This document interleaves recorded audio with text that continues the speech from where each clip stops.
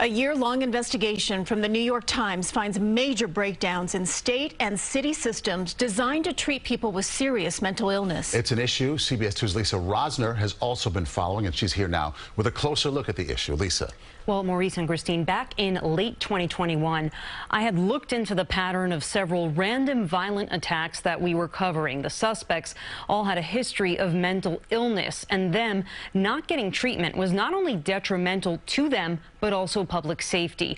The New York Times did an even deeper dive, identifying nearly 100 cases in the past decade where a person had contact with social services before the violence, and the reporters found out went wrong.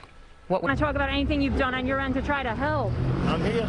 Shoshana Johnson's father in 2021 told us he was trying to help after a Bronx judge ordered her to get mental health treatment instead of jail. She'd been arrested for pushing a 2-year-old girl, punching a passerby in the face, and possession and sale of cocaine.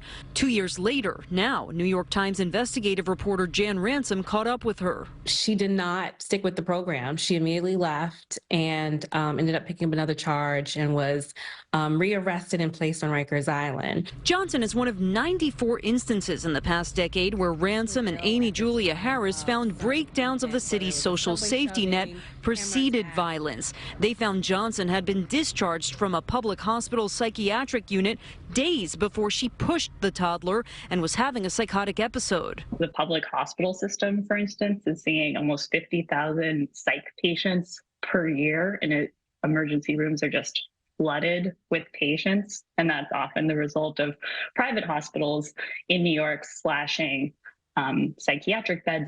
Those beds are not profitable, she says. Bob Miscali was the deputy commissioner of homeless services from 1999 to 2005. This started, over 50 years ago when they made a disastrous decision to empty out the psychiatric facilities and send people back to the communities.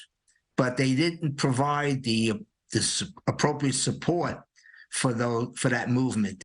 The lengthy report details the lack of communication between street outreach teams, homeless shelters, and hospitals. And part of that is not enough funding for outreach workers and a lack of training. They were understaffed, overworked, stretched thin, and so oftentimes they were struggling to keep pace with this population. We found in the shelter system, for instance, that New York City has spent all of this money, more than $1 billion in recent years, to create mental health shelters, but it doesn't give the frontline workers who route people to those shelters the right tools to even identify that people have a psychiatric issues. We did contact the governor's office for comment, but did not hear back. The mayor's office referred us to the mayor's senior advisor on severe mental illness, who posted on X in part, through improved coordination with our partners at the MTA and the state, investments in the continuum of care, enhanced training for first responders and clinicians, and by bringing more psychiatric beds online, more people are getting the help they need. He said he and the city's health commissioner were interviewed for that story, but did not make it into the piece. There is a lot to unpack here. That was just a little bit of that report, and we will see more of this reporting both from us and the New York Times. And as you point out, it affects everyone. It's so broad. Yeah, it's something that, this is not confined to the criminal justice system, to the hospitals. It impacts all of us every day when we take the subway, when we walk on the street. This is something that, I think this report highlights we need to pay more attention to. Truly. Thank you, Lisa.